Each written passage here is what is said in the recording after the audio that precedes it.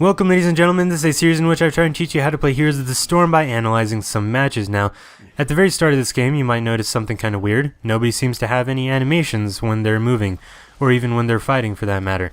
That is because I think the most recent patch to this game screwed up the older replays, and this is a replay from the previous version of this game. However, Uther seems to have an animation, so he's got that going for him.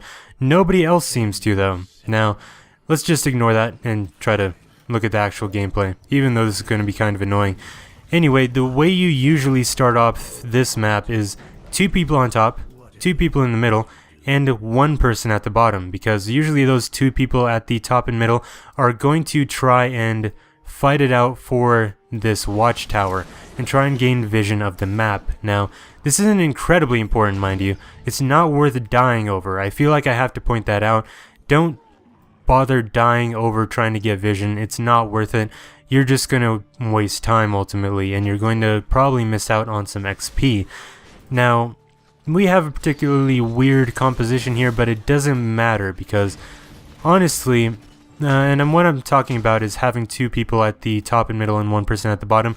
We actually have 2 people at the bottom. Now, mind you, the meta isn't all that important. You just have to keep that in mind because the meta is kind of made up for people at a very high level of play.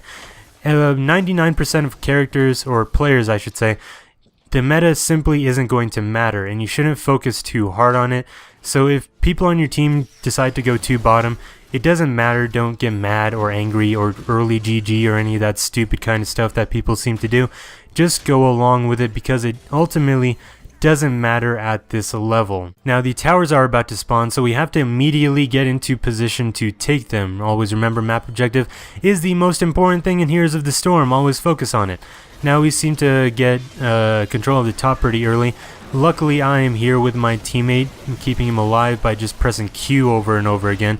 Enough for us to actually run away because we did lose that team fight. Luckily, we did not let ourselves die, which is why we are smart. Remember, don't die for no reason. Don't get into team fights that you can't win. Always just wait for backup. Now, I'm going to spoil this game for you right now. We win, and we win pretty hard. But that has nothing to do with me because Lily is such a goddamn easy character to play. Now, in addition to the map objective spawning, the actual mercenary camps have now spawned. However, always focus on the map objective first and then the mercenary camp second. This is really weird to watch when nobody has any kind of actual animations to them. Anyway, that Sonya shouldn't have gotten caught like that. She should have ran away when she realized that she wasn't going to win that team fight. I don't know what Uther is doing. He has incredibly low health. He should have just gone back and regained his health. Remember that dying just simply wastes time. More than anything else, your time is wasted when you die. Time that you could have spent collecting mercenary camps or collecting the map objective or collecting the watchtower or just simply pushing the lane. That time is now gone and your team is worse off for it. So remember, just focus on not dying more than anything else. Don't try to be a hero. Don't try to collect a bunch of kills and try to make your stats look good because that is not what wins you games. What wins you games is focusing on the map objective and trying to get the most value out of your character and the most value out of your time. We get into a team fight here, but they have a Lily who isn't a great damage dealer, although that being said, damage dealing isn't really Lily's strength anyway. She should just be healing everyone else who is actually dealing damage or just tanking, which is what makes her so goddamn OP right now. Well, maybe not overpowered, but she is particularly powerful. If you see a Lily on the enemy team, you should always be focused on killing that Lily, unless it means just having to run through everyone. Now, I think it's particularly bad advice to tell people to focus on the healer in any MOBA game or any game in particular, because it means having to run through everyone else, which means you're just going to die anyway. Now, this isn't the case in this particular fight because there is no real fight going on. They're just kind of dancing around each other, but always keep in mind that in team fights, always focus on the healer if they're caught out of position. Otherwise, it's going to be kind of difficult to actually get to them. And so you should focus on whoever you can focus on and whoever's not going to get you killed. Now, our Gazlo was kind of caught out of position there, but he makes it out just fine, and I'm able to heal him right back up because that is a Lily's strength. She's an incredibly powerful healer, and we're able to actually fend them off while trying to keep control of the actual map objective. And we're actually winning in this fight particularly because they are not staying balled up. Now if you've ever played StarCraft 2, everyone says not to ball all of your army up. Don't just run in with all of them together. However, it is the exact opposite in this game. You want to stay all balled up. You want to stay all clumped together. Now you still want to keep your healers in the back and your tanks in the front, but remember to just stay clumped up, remember to stay together. That is how you're going to win team fights, by just staying as close as humanly possible, especially staying close to Lily, because that means she is going to be able to heal you as much as she possibly can. Far too many people make the mistake of running away from their tanks or healers, or just running away from their team in general when they're dying or just getting attacked. Remember to actually run towards your teammates. They're going to be able to help you. They're going to be able to keep the enemy team off you while you run away if you are dying. Remember that your teammates are your friends. Always run towards them. Now I recall because I was completely out of mana. Now a lot of people only recall when they're out of health, but remember when you are a healer, you have to keep your mana up high.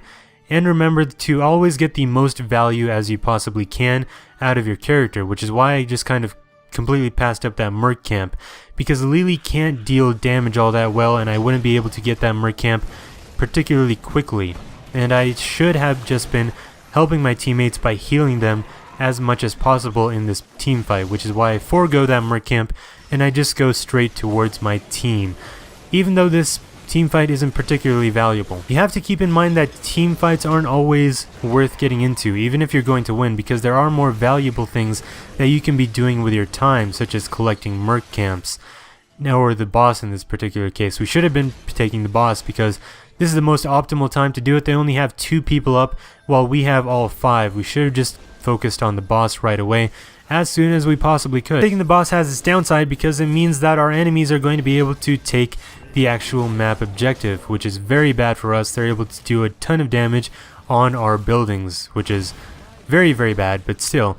This does mean that we have the boss now, so even while we are focusing on the map objective, we're going to be able to just push with the boss, and they're going to have to focus on defense now, which means that we're going to be able to focus even more on the actual map objectives. Now, they're able to kill the boss relatively quickly, but that doesn't mean that the boss was not worth getting, because it meant that these 2 characters were focused on something else while we were focusing on the map objective, or just pushing, or just getting mercenary camps, or whatever else. That's why you want to get mercenary camps, that's why you want to get bosses. They're going to push for you while you can do other things. Or you can just make your push even harder. I know I say this in every video, but it cannot be emphasized enough. Always focus on the map objective and the mercenary camps. Now you might notice that my teammate is telling me to go away because they do not need me, and it is a very good point to make. You should always be doing what is the most valuable thing you could possibly doing with your character. And with Lily, the most valuable thing you could always be doing is healing your teammates if they're getting into a fight or if they're just pushing. Whatever they're doing, you're going to be able to keep them alive for a lot longer than they might otherwise stay alive. Now, we're able to take their mercenary camps. This is not something that you should ever allow, is letting your enemies take the mercenary camps that are on your side of the map. Because it's very easy to keep control of your mercenary camps, but if your enemies are able to take it, then you've pretty much let them steamroll you pretty damn hard. Now I stay with the guy that's pushing even though the temple does activate pretty soon, because I want to keep him alive. I want him to be actually be useful in the future for when we actually do push in and take this temple, which we should be doing very, very soon. You never want to let a temple go uncaptured, because that is the most valuable thing you could be doing at any given time, and that is almost always a universal rule. The map objective is always the most valuable thing that you could be doing with your character and with your time. Now, this guy seems to be going after Gazlo, which was a huge mistake because it allows Uther to kill Sonya. And you never want to let your enemies be alone, even if you're chasing kills. Remember that kills don't particularly get you a whole lot in this game. It does in League of Legends. You get a bunch of gold and you get a bunch of XP, but in this game, 1 kill isn't worth a whole lot. It might be better off. You might be better off just letting your enemies run away every once in a while if there's more valuable things you could be doing with your time. Again, this episode is kind of focused around doing the most valuable thing with your time, because it's a very important lesson that I feel like I should drill into your head. Getting the most valuable use out of your time is kind of the lesson you should take away from this episode. You should always be focusing on the map objective overall, and you should always be focusing on healing if you are a support character.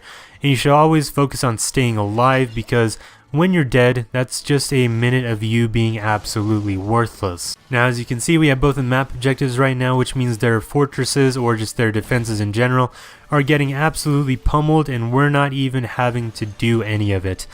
They have all 5 characters up, so I'm not sure why they're not all focusing on getting at least one of these map objectives away from us, but they're not doing a particularly good job of it because they're going in one at a time. Always remember for the rest of your teammates to show up and get into a big group before you start running in for team fights, because just going in by yourself or going in with 2 or 3 people against 4 or 5 people is absolutely worthless. The team with more people in the team fights are almost always going to win. It doesn't really matter a whole lot about skill. I know that's kind of a weird thing to say, but numbers will almost always win team fights. You have to keep that in mind, especially at low levels, because no one is particularly skilled at this game, so therefore numbers are more valuable than anything else in a team fight. Now, we did a pretty good push, but we chose a pretty good time to get on out of there, because they were starting to push back pretty hard. They had their minions around them, and they probably could have gotten a couple of kills off us. Again, getting us killed would just waste time, and right now they want to be wasting our time. They want us to focus on other things, such as, death, or just defense, so that they don't have to defend their nexus and they can focus on offense and possibly come back. Now, I'm not sure what Raynor was doing. He got himself into far too much trouble needlessly, and he should have just waited around here, where he had a good amount of defense from his nexus. Now, the other reason I wanted to show off this game is because we managed to pull off something particularly amazing. We're able to actually push the enemy team back into their starting area, and they're not able to get out for pretty much the rest of this map. It's kind of an impressive thing to see. Well, I didn't have anything to do with it because Lily's incredibly easy to play. I pretty much just pressed Q the entire time and kept my team alive. But it is kind of impressive that we were able to push the enemy team back into their starting area while doing damage to their nexus. I've never really seen this done in any game before. It's kind of weird, but I guess they were just new players. They didn't know exactly what they were doing, but that's not the point of this series. The point of the series is to learn, and you can definitely learn by learning from these guys' mistakes. Now, at this point, they really just wanted to stay in their starting area because it meant that they would be able to keep all their health, but I guess they didn't. They tried to push out far too hard, and we ended up winning. I don't think our team was even doing a whole lot of damage to the actual nexus. It was just our minions while we were keeping them penned up in their starting area, which made this game particularly interesting. Anyway, thank you very much for watching. I hope you enjoyed. I hope you learned something, and goodbye.